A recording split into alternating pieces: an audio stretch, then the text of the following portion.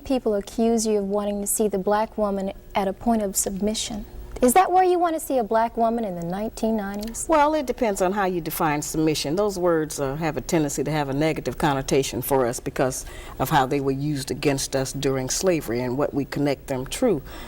But actually, the kind of submission that I'm referring to just means cooperation and agreement. I don't think that anybody could say that I represent a woman who is subjugated in any kind of way. I don't think that anybody could say that my personality sounds like some man has me somewhere crawling around on the ground or walking 10 paces behind him. So I'm not representing that. I'm representing strength. I'm saying that we have a lot of power. We have power to make heaven and hell for our men. And I'm saying, let's try making heaven. Let's try to build him up. If a man has his woman behind him, he will believe he can do anything. And all we need to do is to get our men to believe that they can do anything.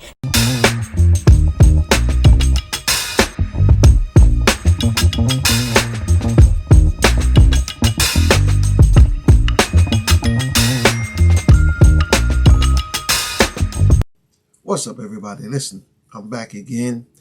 I want to bring you one more episode from Shahrazad Ali. She spoke about a good black woman has 7 attributes which every black woman needs to pay attention to and needs to emulate in order to be a better woman. So I want you to watch this clip. So what I'm going to go over real brief right now is what the attributes are of the good black woman. Since she's not on television, we may not recognize her. Okay. Now, the good black woman has 7 attributes, and then I'm going to explain to you how to utilize those in your day-to-day life. The good black woman has self-discipline, courteousness, cheerfulness, self-respect, intelligence, cleanliness, and love. Now, we've heard that terminology. You know, it's like one of those where they tell you pull yourself up by your own bootstraps. What do that mean? You know, how can I make that functional in my day-to-day life to benefit me as a practice? It sounds like all theory. Where's the practicum? What do I do? The good black woman has self-discipline. That's self-control. Let me make that real for you, sisters. We can start with our mouth. The good black woman can control her mouth. All right now. She don't have to say everything that comes up. It's okay if he get the last word sometime. You know. She don't cuss in public. All right. Tell her. And she works on not cussing in private. She don't tear a man down with her mouth because they can't out-argue us. Can't nobody out-argue us. I have charged that we nag our men too much. We keep our men's head tied up so much with our petty grievances about our personal relationship that he don't have time to think and plan for our future. Because he got to deal with what's going to happen with us every day. You know, it's real odd. When the black man come home, he almost have to do a wind test or stick his toe in the door. He don't know what's waiting. He don't know who in there today. He know it's a possibility that there's some kind of new monster that he didn't even know about yesterday. So, you know, we need to not make it like that. We need to not be so vicious with our mouth. You know, men are not petty like that. They're not going to out-argue us. And it has been proven that verbal abuse is just as harmful as physical abuse. All right. So let's not use our mouth to do that to him. The good black woman is courteous. She says, thank you, baby. I appreciate you doing that. I appreciate every effort you make. Try harder. I'm going to work with you. Thank you. I know you did your best. Now that's a whole new language.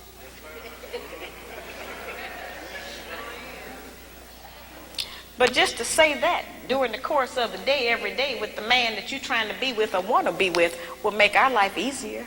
Man. We can't get it if we don't give it. We keep wanting them to give us and do something for us that we refuse to do and give to them. It don't work like that. The good black woman has self-respect. She don't have to go out naked just to get the attention of a man. Right there.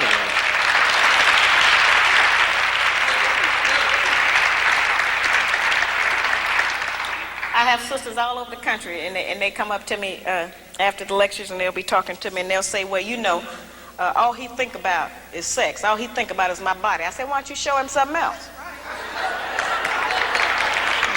And then here's the really good one.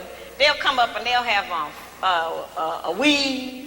They have on false eyelashes, another whole face, false fingernails, and all of that. And then they'll say, but I'm looking for a real man.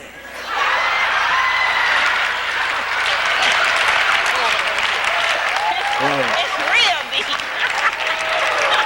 I say, why? What you want a real man for? The good black woman can pull a dress down without thinking that it devalues her. She doesn't have to use her body because she has so many other good attributes about herself to get the attention of a man. That's it. That's what I'm talking about. We can take the sisters in a position to take all of the charge and sexual energy out of the black community by just dressing differently. We have the power and control over that. That don't stop you from being beautiful. Nope. You know, that don't stop you from getting a man. And it certainly puts things on the right perspective so some other judgments can be made other than physical. It don't take no knowledge, wisdom, and understanding to have a sexual reaction. That's the most base. We spend less time doing that than anything else we do.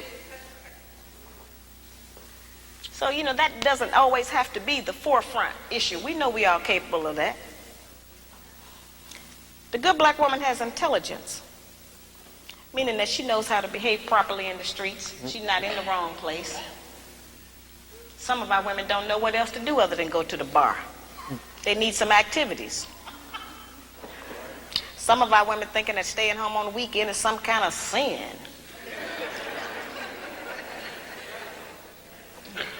Some of our women think that if they don't have a new outfit to wear every day, that they're going to self-destruct. You know, we have a lot of just that kind of nonsense going.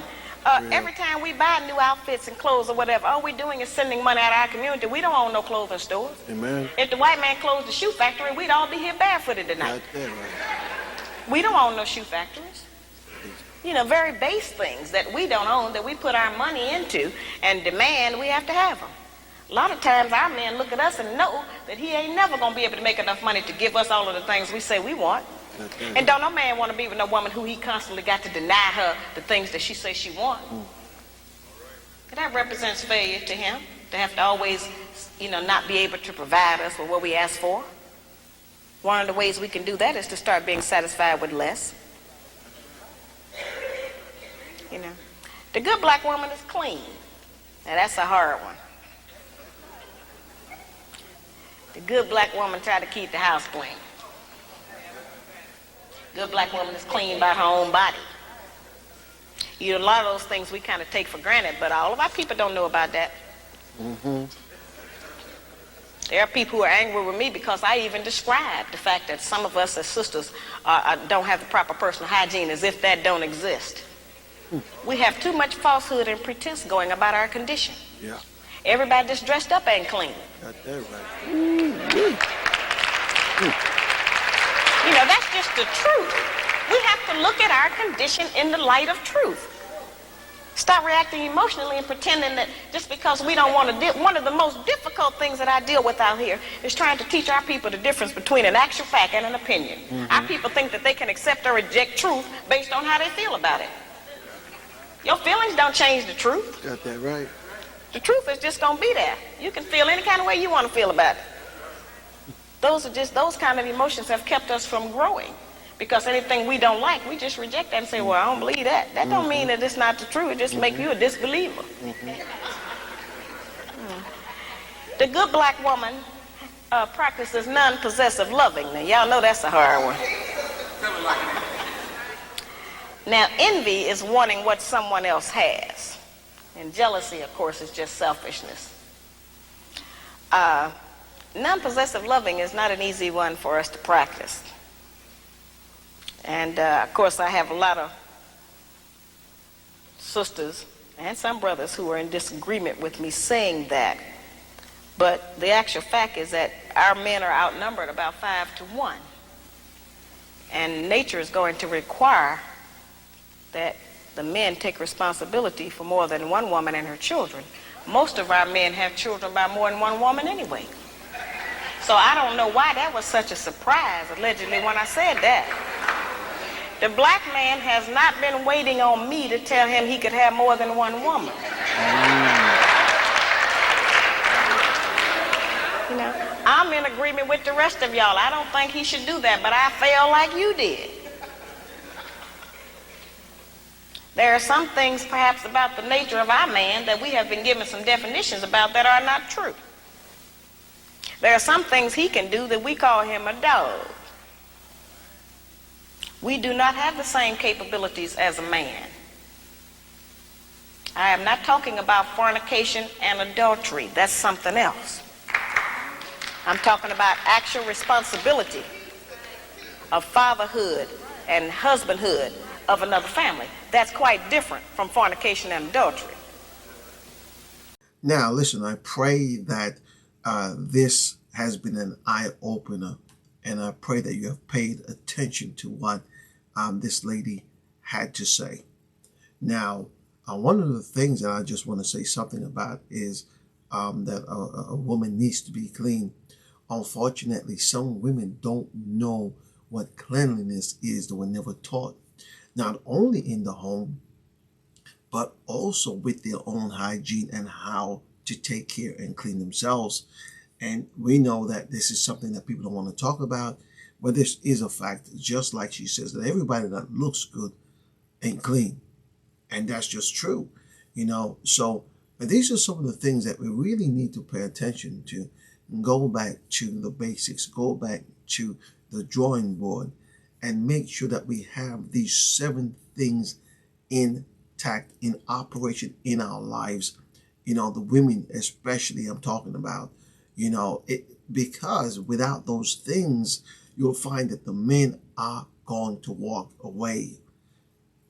The men are going to walk away. This is the reason why we're having so many problems, because the women are brash, they're rude, they don't have any behavior, they don't care what they say, what they do, and they think that dressing up like a doll and going out every weekend and all the other stuff, that's it. But that stuff gets stale, it gets old, and after a time, you don't look as good as you used to look.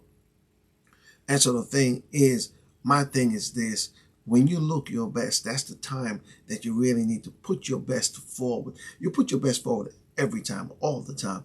But when you look your best, when you're young and in your prime, that's the time you try to create a family. That's the time you try to get a man and build to something. But unfortunately, that's not what's happening. Kevin Samuels spoke about it, and this lady, you know, Shahrazad Ali, she spoke about it back in the 1990s, to the point where her book was created a storm. You know, a lot of bookstores refused to carry her book, The Blackman's Guide to Understanding the Black Woman.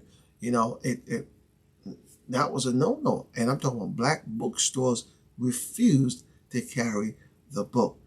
Now, there might be a few things in the book that I personally do not agree with, but overall, all she was trying to do is bring us together again, not only to talk, but to change our habits and our ways in terms of building our community. But as we can see today, it never happened. And so that's what it is. But listen, I pray that this video has been an eye-opener. What I want you to do is leave your comments. And thanks for watching, by the way. Thanks for watching. I really appreciate it. And like, share, and subscribe if you haven't subscribed already. I am William Nelson Ryan, and I will see you in my next video. This has been Love Factual. Take care, and God bless you.